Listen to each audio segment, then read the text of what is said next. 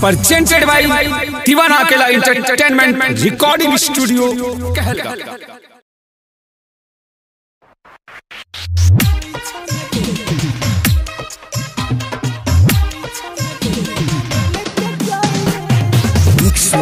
रोशन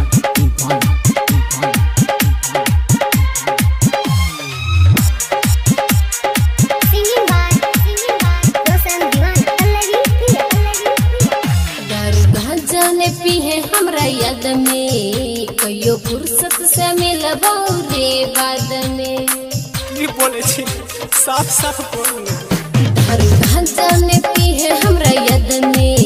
कहियो फुर्सत से मिलबो रे बाद में कल आईते बारात जेबे सैया जी के साथ कल आईते बारात जेबे सैया जी के साथ धीरे धीरे हमरा भूल जाई है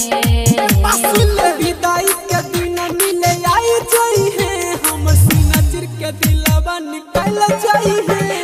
ससुरा जाए से पहले आई जाई है अपन पैसा में दिल हमर लेके जाई है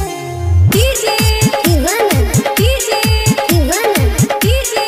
दीवाना डीजे दीवाना डीजे दीवाना डीजे दीवाना बोले ने बात रे मूर्ख अपन के जैसन बुझे हमार मजबूरी रे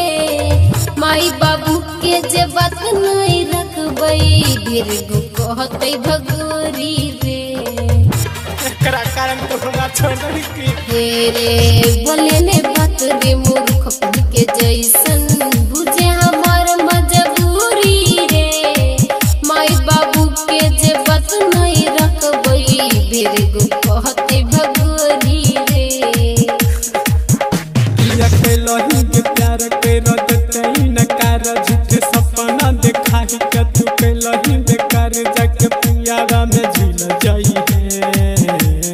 विदाई के दिन मिले आई जाई है सीना चिर के दिलवा निकल जाई है ससुरा जाए से पहले आई जाई है गया अपन खोइछा में दिल हमर लेके जाई है रोशन अभी आप सुन रहे हैं दीवाना अकेला एंटरटेनमेंट की धमाकेदार प्रस्तुति सिंगिंग बाय रोशन दीवाना मन चिजन जल्दी चल जोर सोना मिले आईबो बाद में रहे मजबूरी जे सब सुनाईबो की भलाई हमरा साथ में की भल पता दे ये जानू मन चिजन जल्दी चल जोर सोना मिले आईबो बाद में रहे मजबूरी जे सब सुनाईबो की भलाई हमरा साथ में तो पता देंगे झूठो हमारा रिझावे नहीं बहाना बनावे ऐसन बोली बोली बात नहीं के हमारा कनावे नहीं तो तू एते कल जाई है विदाई के दिन मिले आई जाई है सीना चिर के दिलवा निकल जाई है ससुरा जाए से पहले आई जाई है के दिल की समझ के निकल जाई है डीजे दीवाना डीजे दीवाना डीजे दीवाना डीजे दीवाना डीजे दीवाना डीजे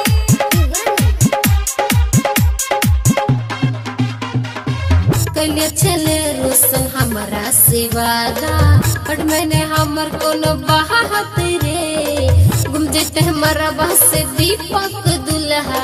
बेजे वो हमें बर्बाद रे हमार बात तू हमरा क्या चली गए रे कलिया चले रोशन हमारा से वादा बट मैंने हमर कोनो बात रे गुम जेते हमारा बस से दीपक दुल्हा बेजे वो हमें बर्बाद रे बसायता ने बताही देगे हमरा समझाई दे जीवो तोरा बिना के ना बसायता ने सिखाई दे जाके खुशी भर दिली है तीन जन तू भुलाइल जाई है गया अपन हथवा से दिल मोर हिलाइल जाई है प्यार वाला मतलब सिखाइल जाई है गे पुनर्जन्म में याद presented by Diwana Akela Entertainment Recording Studio.